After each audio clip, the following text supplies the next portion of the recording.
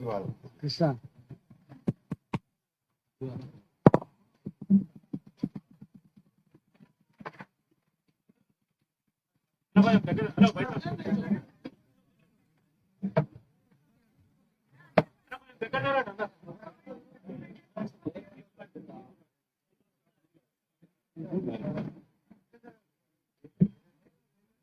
వర్ధిల్లాలి బీసీ కులాల ఐక్యత,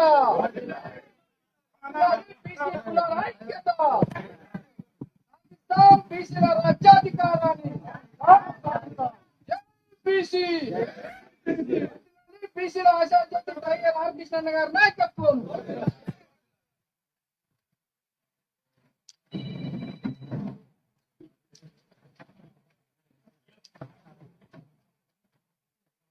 సభాధ్యక్షులు సత్యనకు, కృష్ణ గారు, రాజ్యసభ సభ్యులు పెద్దలు ఆర్ కృష్ణ గారు, అందరూ పెద్దల రాజకీయ దిగ్గజం హనుమంతరావు గారు, అన్ని పార్టీల నాయకులకు, అన్ని పేరు చదవాలంటే చాలా ఎక్కువ ఉంటాయి, అన్ని పార్టీల నాయకులకు చైతన్యాన్ని కాపాడుకోవాలి, పొందిన హక్కులు అమలు కావాలని, పొందాల్సిన వాటి కోసం కుట్టాలని చెప్పి నిత్యం పాటుపడే మీ అందరికీ పేరు పెట్టిన నమస్కారం. దీంట్లో బ్రహ్మాండంగా కుట్రాలండి, మొత్తానికి కోర్టు పరంగా తెచ్చింది ఆర్డర్.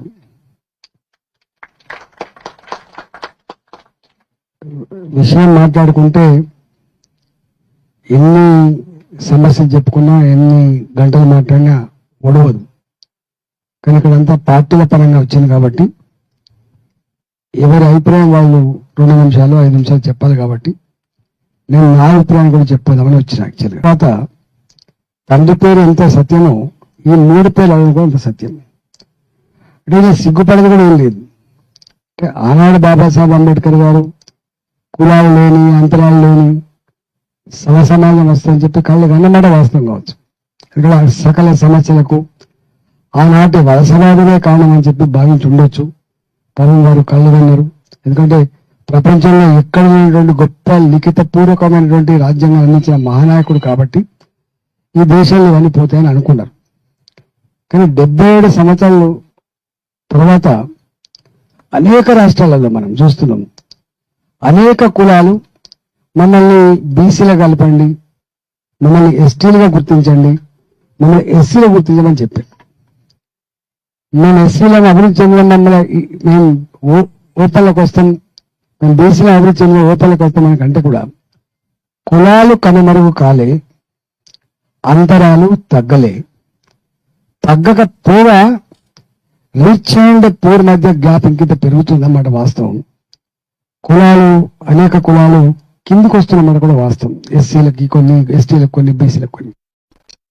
అందువల్ల సంఖ్య రోజు రోజు పెరుగుతుంది తప్ప, ఇంతకుముందు Telangana nothing but state of weaker sections అని చెప్పినప్పటికీ ఇంకా పెరుగుతుంది తప్ప తగ్గుడైతే ఎక్కడ లేదు.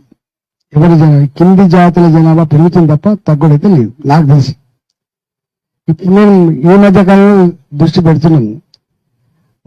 ఒకటే కులం ఈ దేశంలో ఒక్కొక్క రాష్ట్రంలో ఒక్కొక్క కులంగా ఉన్నది. ఇక్కడ ఒక ఓసీ ఉన్నది ఒక కులం, ఆంధ్రకు పోతే బీసీలో ఉన్నది, మహారాష్ట్ర పోతే ఎస్సీలు ఉన్నది. ఇక్కడ చాలా ఫార్వర్డ్ కులం అది, అంటే మామూలు ఉన్నది కాదు, వాళ్ళు ఉన్నారు. మరి ఇక్కడ ఓసీలు ఉన్న కులం ఇక్కడ కర్ణాటక పోతే బీసీలు అయింది. మొత్తం తెలంగాణ ఆంధ్రలో ఓసీలో ఉన్న కులం మనం ఏదైతే పట్టున్న కులం అని అంటామో చాలా గొప్పగా లీడ్ చేస్తున్న సంపద అంతా దగ్గర ఉన్నాయంటో వాళ్ళు అక్కడ పోగానే బీసీలు అయిపోయిన వాళ్ళు. అంటే దేశంలో గమ్మతైన విషయం ఏంటంటే ఒకటే కులం ఒక్కొక్క రాష్ట్రంలో ఒక్కొక్క రకంగా పరిణిస్తున్నమాట వాస్తవం. అంటే ఆ రాష్ట్రాల్లో ఆ కులం మైనార్టీలో ఉండి వాళ్ళు ఏం అప్పీల్ చేసుకుంటారో, వాళ్ళు ఎట్లా గుర్తించిండ్రో వాళ్ళు బీసీలో గుర్తించారు. కాబట్టి ఇది కొంచెం జటిలమైన సమస్యని.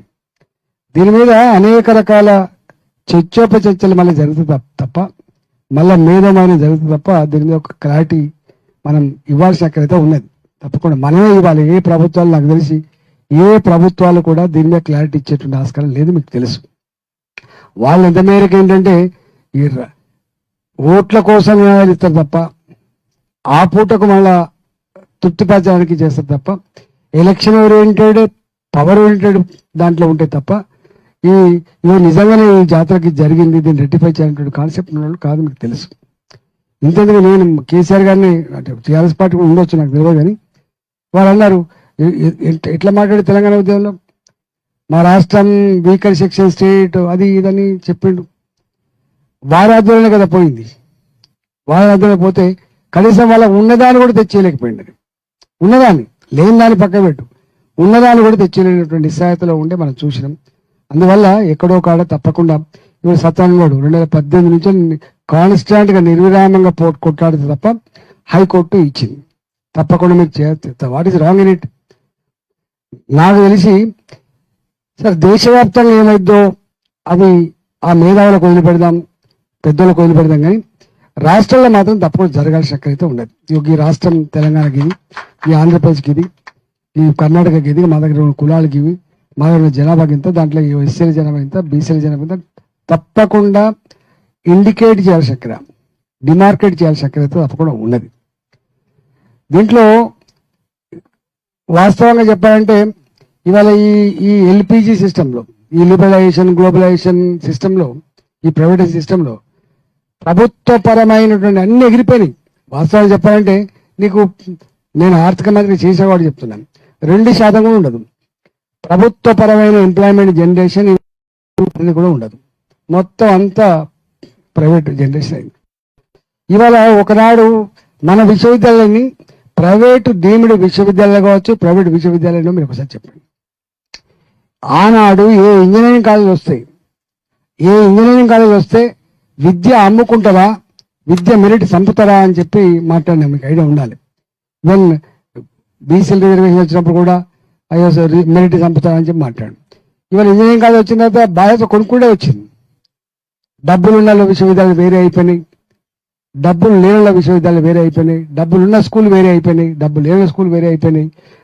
ఆ డ్రెస్ అట్లే మిగిలింది, అంటే అందరి పిల్లలు సమానం కనబడేటువంటి డ్రెస్ కూడా అట్లే మిగిలింది కానీ వచ్చేసింది. అందువల్ల నా పర్సనల్ రిక్వెస్ట్ ఏంటంటే ఇవాళ ఏది ఏమైనప్పటికీ కూడా రాజ్యాధికారం చాలా ఇంపార్టెంట్ అని చెప్పి అనుకుంటున్నాము మనం. ఆ రాజ్యాధికారం అనే కోణంలో తప్పకుండా ఇవన్నీ జరగాలి. ఇవాళ అంతో ఇంతో ఆనాడు ఆ జెడ్పీటీసీలలో, ఎంపీటీసీలలో ఆ సర్పంచ్ రిజర్వేషన్ వచ్చాయి కాబట్టి కొంత ఎదిగలిగినారు. ఇలా ఉన్నారా అంటే ఉన్నాడు పలానా మాజీ జెడ్పీటీసీలో ఎమ్మెల్యేకి పనికొస్తారని చెప్పగలిగే స్థాయిని ఉండే. లేకపోతే ఇలా కులమానం ఉంటుంది అంటే ఈ పాపం ఆయన లీడరే కావచ్చు కానీ ఆయన పైసలు లేవు కదా. ఇప్పటికే ఇంకా దారుణమైన విషయం ఏంటంటే ఇవాళ ఎస్సీ ఎస్టీ రిజర్వేషన్ ఉందో అర్థం ఉంది, కానీ ఈ మిగతాది ఓపెన్లో నీకు 50 కోట్లు 40 కోట్లు తీసుకుపోయి డబ్బులలో పడేసి సామాన్యులకు రాజ్యాధికారంలో బాగా ఉండదు నా కొడుకు అని చెప్పి పడేసి అట్లా కూడా వచ్చింది. మేము నిలబెడితే మేము చూస్తున్నాం, ఇలా డిబేట్స్ అని చూస్తున్నాం మేము. అవునా నువ్వు ఇస్తావు, కానీ ఆయన ఏమున్నదని ఇస్తావు, గెలవడు కదా, ఒక అక్కడ దాకా తెచ్చిపెట్టారు.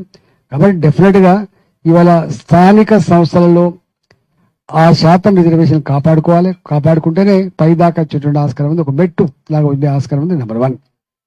నెంబర్ 2, తప్పకుండా రాష్ట్రాల వారిగా కులగణన జరగాల్సిందే, డిమార్కెట్ చేయాల్సిందే. నెంబర్ 2. నెంబర్ 3, వాళ్ళ సత్తాన్ని ఏదైతే తెచ్చిండో, కొట్లాడి కోర్టు అయితే తెచ్చిందో అది మనం ఐక్యంగా లేకపోతే కూడా మళ్ళీ పోతే ఎగిరిపోతుంది.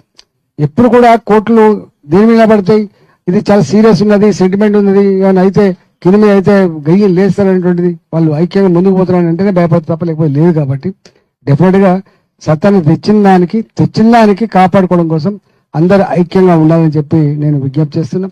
చివరగా ఎప్పుడైనా ఎక్కడైనా మాలాంటి తప్పకుండా ప్రొయాక్టివ్ గా పాజిటివ్ ఉంటామని చెప్పి తెలియజేస్తూ సెలవు. నమస్కారం.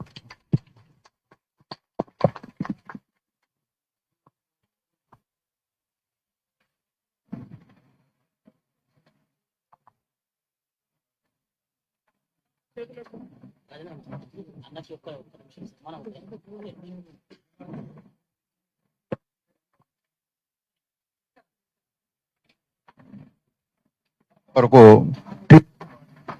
విచ్చేసిన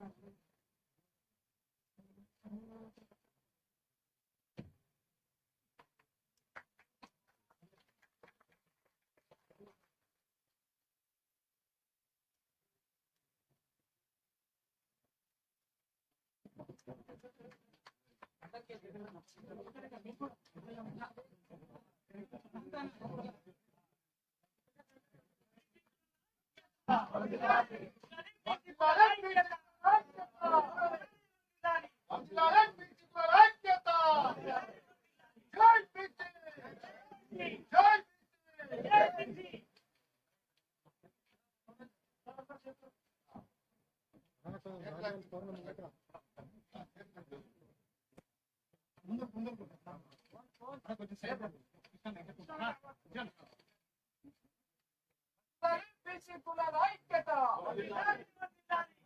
బీసీ కులాల ఐక్యత.